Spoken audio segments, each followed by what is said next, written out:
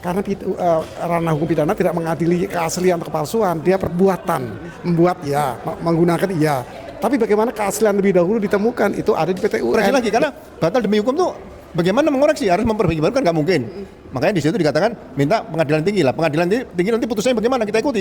Gimana paling berbobot bukan karena pembicaranya perutnya gede-gede, bukan. Tapi ini memang betul, saya harus akui ya, ini rakyat bersuara paling berdaging. Intinya adalah Bu Tifa telah memenangkan perkara ini dan Bu Tifa bukan lagi terdakwa dan Bu Tifa bukan lagi tersangka, semua sudah bebas dari dakwaan jaksa penuntut umum. Kalaupun nanti pada akhirnya Bu Tifa didakwa kembali, berarti kita akan lihat apakah dakwaan itu benar-benar dakwaan yang sah secara hukum atau tidak, dan itu nanti akan diputuskan dalam pokok perkara. Dan hari ini yang dihadirkan itu pembicara-pembicara yang memberikan edukasi hukum.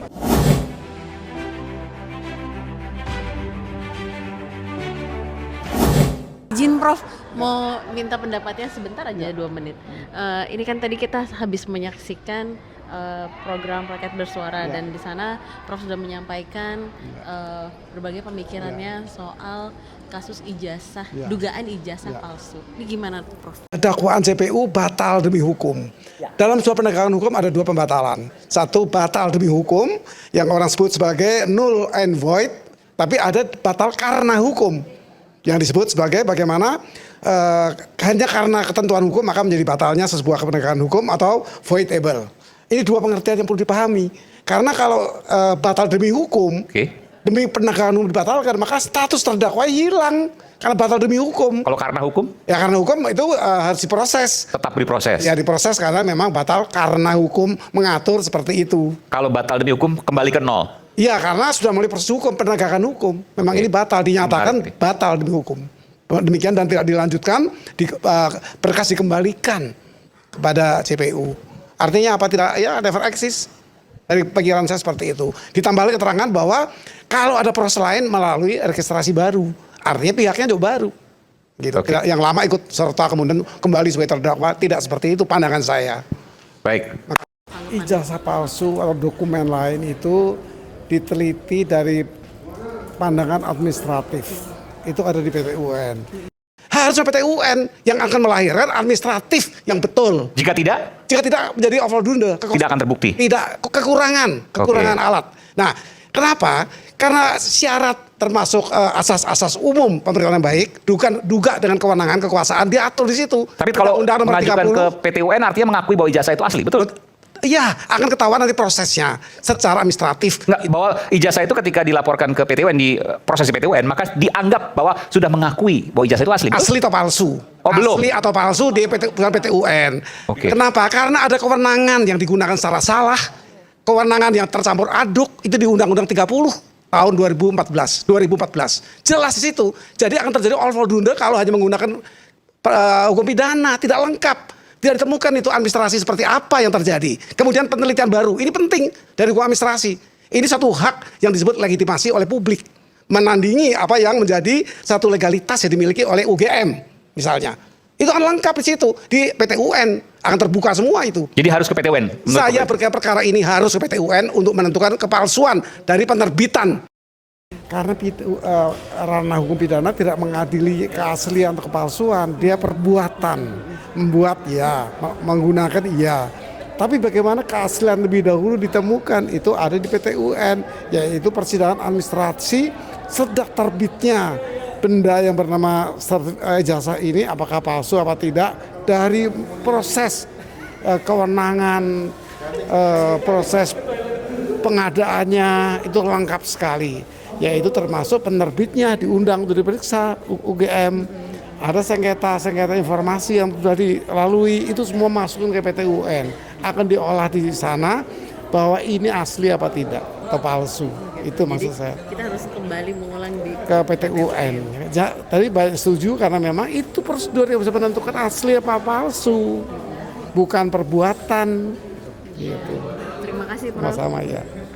Tidak ada pesan hakim untuk jaksa memperbaiki, tidak ada. 75 ayat 4 dan pasal 206 itu nih Pak, dan ini kan di masyarakat kan masih agak ambigu kan Pak, antara ini akan diteruskan atau tidak gitu Pak? Ya. Gimana Pak Ya. tadi penjelasan Bapak yang di Jadi gini, Rakyat Bersuara? Boleh kalau sekali. dalam suatu berkas perkara sudah diterima oleh jaksa penuntut umum ya, sudah dilimpahkan tahap 2. Jaksa kan akan mengirim berkas itu ke pengadilan nih. Nah, pada saat berkas sudah di pengadilan, tapi belum sidang, belum dimulai nih, ya kan? Surat dakwaan tadi itu harus memenuhi ada 4 unsur, nama, unsur pasal-pasalnya, kemudian locus delicti, tempus delicti, penanda tangan, itu harus lengkap. Nah, kalau hakim melihat surat dakwaan ini belum sidang nih, hakim melihat bahwa surat dakwaan tadi tidak sesuai dengan pasal 75 ayat 2, panggil jaksanya, ini diperbaiki, gitu loh. Ada kesempatan perbaiki sekali. Nah, kemudian setelah diperbaiki, dalam tempo 7 hari sebelum sidang nanti harus kembali ke pengadilan. Nah, baru sidang dimulai. Nah, tapi kalau pasal 206 seperti Dr. Tifa itu kan putusan sela nih. Putusan sela itu berkas sudah dikirim ke pengadilan. Kemudian sidang sudah dimulai dengan dakwaan jaksa, ya kan? Dakwaan jaksa sudah ada perlawanan dari terdakwa atau advokatnya. Eksepsi itu ya Pak? Ya, sekarang namanya perlawanan. Oh, perlawanan. Nah, perlawanan itu sudah dimintakan pendapat dari dari jaksa penuntut umum. Nah, kemudian hakim memutuskan. Ternyata perlawanan dari terdakwa dan para advokatnya diterima, maka diputuskan di situ berkas perkara yang diajukan jaksa dengan surat dakwaan yang dilakukan oleh jaksa terhadap berkas perkara Dr. Tifa dinyatakan batal demi hukum, dan jaksa bisa menggunakan perlawanan melalui banding ke pengadilan tinggi. Nggak bisa dikoreksi lagi karena batal demi hukum tuh bagaimana mengoreksi, harus memperbaiki baru kan nggak mungkin. Makanya di situ dikatakan minta pengadilan tinggi lah. Pengadilan tinggi nanti putusannya bagaimana kita ikuti. Ya, biasanya pengadilan tinggi sesuai dengan melihat ya di putusan PN tadi di situ, kan nggak mungkin akan berbeda jauh seperti itu. Jadi beda jauh sekali pasal 75 dengan pasal 206. Jadi kalau ada sidang informasinya nanti akan mulai dengan dakwaan yang diperbaiki. Nah, dakwaan sudah dinyatakan batal demi hukum kok diperbaiki? Diperbaiki itu berarti bukan dibongkar total. Sama dengan skripsi lah, kan diperbaiki beberapa nama salah ini dan sebagainya, seperti itu saja. Itu sebetulnya hal yang mudah dan gampang seperti itu. Oke, terima kasih Pak penjelasannya. Semoga masyarakat kita lebih Iya, paham. memang ini kan edukasi sebaiknya seperti itu yang disampaikan pada publik, sehingga kita tidak memihak kiri dan kanan. Penting berkas perkara itu seperti ini yang terjadi. Ini edukasi yang bagus untuk pengadilan nanti ke depan seperti itu. Oke, terima kasih. Pak Roy, saya mau colongan. Ayo. Ya. Sekali-sekali kita colongan. Harus. Pak Roy, ini Ya. tadi saya baca-baca di komentar, katanya ini episode Rakyat Bersuara paling berbobot. Betul. Gimana Paling kesan-kesan berbobot Pak Roy? bukan karena pembicaranya perutnya gede-gede, bukan. Tapi ini memang betul, saya harus akui ya, ini Rakyat Bersuara paling berdaging, isinya daging semua. Karena apa? Nggak ada termul. Karena nggak ada termul, maka itu bagus semua. Bagaimana Prof Gayus, bahkan sobat saya lama ya, Ferdinand, itu bagus tadi, menunjukkan kalau dia juga update dengan KUHP baru dan KUHP baru. Ya gitu. Terus ya tentu saja dari kita kan biasa, ada Pak Al-Katiri, ada Mas Gafur. Dan Ainews luar biasa, menyatukan saya dan Dr. Tifa, sehingga langsung kita bisa membahas dan juga bisa membalas semua isu-isu yang ada, ya termasuk yang sudah sering sebenarnya kita sampaikan di langkah update. Kalau kalau kami itu bersatu, bukan kemudian kami itu terpisah-pisah ya. Dan itu sudah sering saya katakan di Roy Suryo Official juga gitu ya. Bahkan orang-orang yang tadi terpaksa saya sebutkan, karena orang itu menawarkan diri kepada Pak Ugro.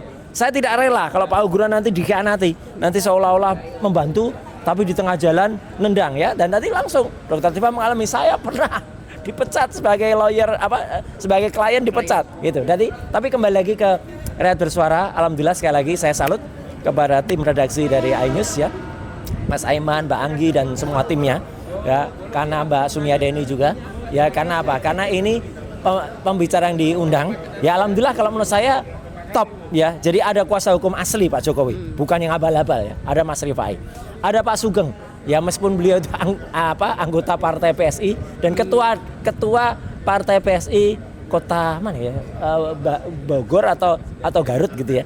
Tapi objektif penampilannya. Ferdinand yang juga sempat ke PDI Perjuangan gitu ya. Tapi bagus juga Dan artinya ya tentu saja dengan yang lain, dan kebetulan juga Pak Ugro juga hadir kan, jadi bagus juga tadi sebenarnya. Jadi sekali lagi terima kasih untuk semuanya yang sudah memeriksa Rakyat Bersuara, dan jangan lupa dukung dan beri semangat untuk Pak Ugro Seno yang Kamis pagi itu akan kemudian mendatangi undangan dari Kortas Tipikor di Mabes Polri. Saya mungkin tidak bisa dari pagi membersamai karena saya harus sebagai prinsipal, saya harus ada di Pengadilan Negeri Jakarta Selatan ya, untuk kemudian mendengar tanggapan dari pihak termohon, dan juga kemudian kami harus membuat replik dan kemudian menunggu mereka menyampaikan dupliknya untuk pra peradilan yang ketiga. Dan sekali lagi juga selamat untuk Dr. Tifa karena berdasarkan pendapat dari Pak Prof Gayus tadi dan juga pendapat dari termasuk juga Pak Ugro bahwa Dr. Tifa itu sudah gugatannya batal demi hukum. Jadi nggak mungkin lagi kalau untuk dilakukan kalau mereka sebenarnya jaksa itu tidak melakukan yang namanya banding dulu. Jadi harus banding dulu baru kemudian bisa mengajukan perbaikan atau koreksi. Saya kira itu. Oke, ya, terima kasih ya, Pak Ana. Roy. Ya, terima kasih, Mas. Maju terus langkah update luar biasa. Yes. Ya, 2 menit aja, 2 menit. Oke, apa? 2 menit tanggapannya soal Rakyat Bersuara hari ini. Rakyat Bersuara hari ini buat pemirsa Langkah Update. Buat pemirsa Langkah Update, edisi Rakyat Bersuara hari ini luar biasa karena adem, tanpa ribut. Biasanya kalau ada termol biasanya ribut itu kan. Dan hari ini yang dihadirkan itu pembicara-pembicara yang memberikan edukasi hukum, bukan mengaburkan penegakan hukum. Kalau ada termol biasanya yang ada bukan adu argumentasi hukum tapi adu urat leher. Makanya hari ini luar biasa pendapat dari Prof Gayus, pendapat dari Pak Alkatiri, pendapat dari Pak Ugro Seno, pendapat dari saya juga, pendapat dari Pak Ferdinand Hutahian juga. Intinya adalah Bu Tifa telah memenangkan perkara ini dan Bu Tifa bukan lagi terdakwa dan Bu Tifa bukan lagi tersangka. Semua sudah bebas dari dakwaan jaksa penuntut umum. Kalaupun nanti pada akhirnya Bu Tifa didakwa kembali, berarti kita akan lihat apakah dakwaan itu benar-benar dakwaan yang sah secara hukum atau tidak, dan itu nanti akan diputuskan dalam pokok perkara. Jadi bukan ada lagi putusan selayang baru. Intinya RB hari ini luar biasa adem. Itu aja buat para pemirsa Langkah Update. Thank you Bang Gofur. ayo.